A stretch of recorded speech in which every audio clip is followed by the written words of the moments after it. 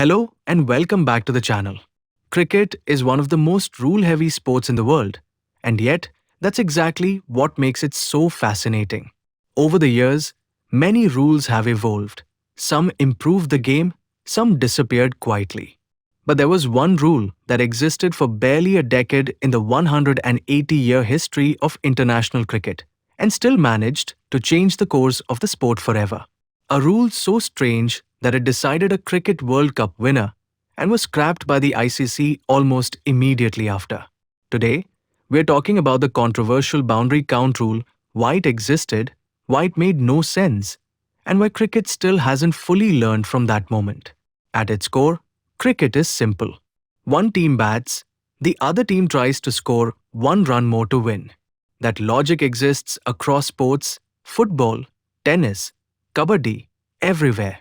But things get complicated when matches end in a tie. In Test cricket, a tie simply ends the match. In ODIs, ties were once decided using tournament standings or net run rate. A famous example is the 1999 World Cup semi-final between Australia and South Africa, where a tied match sent Australia to the final because of their earlier performance. As cricket evolved and ICC tournaments demanded clear winners, the need for a proper tiebreaker became unavoidable. The first major experiment came in the 2007 T20 World Cup with the ball-out. Inspired by football penalty shootouts, 5 bowlers from each team bowled at empty stumps. India famously defeated Pakistan using this method.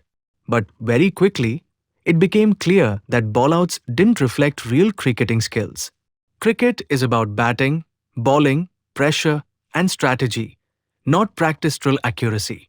So the ICC introduced the Super Over in 2008, a one-over mini-match that tested both batters and bowlers. It was a massive improvement, but it created a new question. What if the Super Over itself ends in a tie? To answer that, the ICC introduced the boundary count rule. If both the match and the Super Over were tied, the team with more boundaries across the entire match would be declared the winner. This rule was first applied in the 2014 IPL match between Rajasthan Royals and Kolkata Knight Riders. Even though the Super Over ended level, Rajasthan won because they had hit more fours and sixes during the match. There was little outrage back then because it felt like a rare edge case.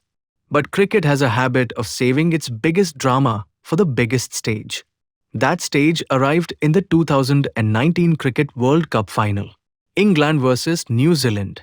The match tied. The Super Over tied. And then, for the first and only time in World Cup history, a champion was decided based on boundary count.